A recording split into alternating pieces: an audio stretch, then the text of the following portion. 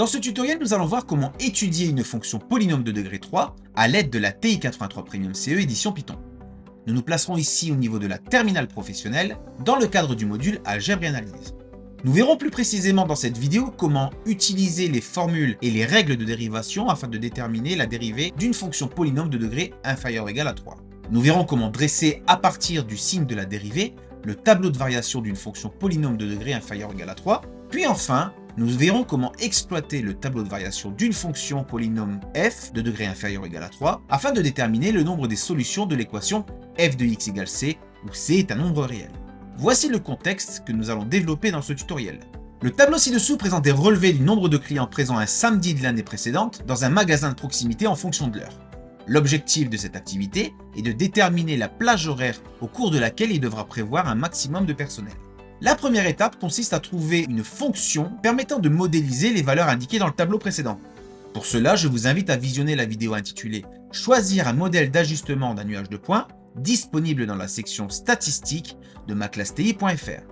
Dans notre cas de figure, le nuage de points étudié peut être modélisé par la fonction polynôme de degré 3 que l'on nommera n et qui est définie pour tout nombre x appartenant à l'intervalle 10, 20 par n de x égale moins x cube plus 45x carré moins 648x plus 3050. Cette fonction polynomiale L est dérivable sur l'intervalle 10-20 et sa dérivée a pour expression n' de x égale moins 3x carré plus 90x moins 648. Nous allons maintenant étudier le signe de n' de x en résolvant l'équation n' de x égale 0. Pour cela, on appuie sur les touches Résolve, 2, puis 1. Une fois la fenêtre configurée comme à l'écran, on appuie sur la touche Graphe afin de valider. On renseigne alors les coefficients de la dérivée n', puis on valide avec la touche Graphe, ce qui nous montre que l'équation n' de x égale 0 admet deux solutions distinctes sur l'intervalle 10-20, x égale 12 et x égale 18. On quitte alors l'application de résolution d'équation en appuyant successivement sur les touches f de x puis 6.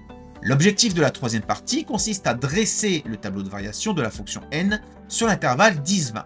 Nous avons vu précédemment que n' de x égale 0 pour x égale 12 ou x égale 18.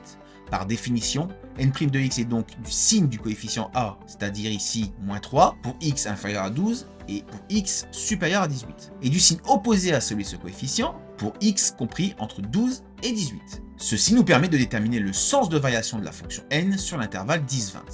L'image des nombres 10, 12, 18 et 20 par la fonction n sont alors obtenues à l'aide du tableau de valeurs en appuyant sur les touches seconde puis fenêtre. On configure alors ce tableau avec des valeurs d'abscisse à la demande, puis on appuie sur les touches seconde puis graphe. On saisit alors les valeurs précédentes dans la colonne X afin d'obtenir les images souhaitées. Le tableau de variation obtenu nous permet de conjecturer que le nombre 100 admet deux antécédents, x1 appartenant à l'intervalle 12-18 et x2 appartenant à l'intervalle 18-20.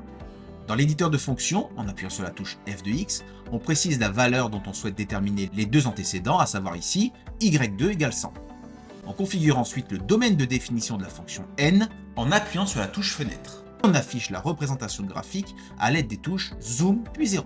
Nous allons maintenant déterminer l'abscisse de ces points d'intersection entre la courbe et la droite obtenue. Pour cela, on appuie sur les touches seconde, trace, puis on choisit l'option 5. On valide la première fonction avec entrée, puis la seconde, et on valide à nouveau avec entrée. On peut donc estimer la valeur arrondie au centième de x1 à 15,76. On réalise exactement la même étude sur l'intervalle 18-20, et on admet que 100 admet un second antécédent x2, ayant pour valeur arrondie au centième 19,78.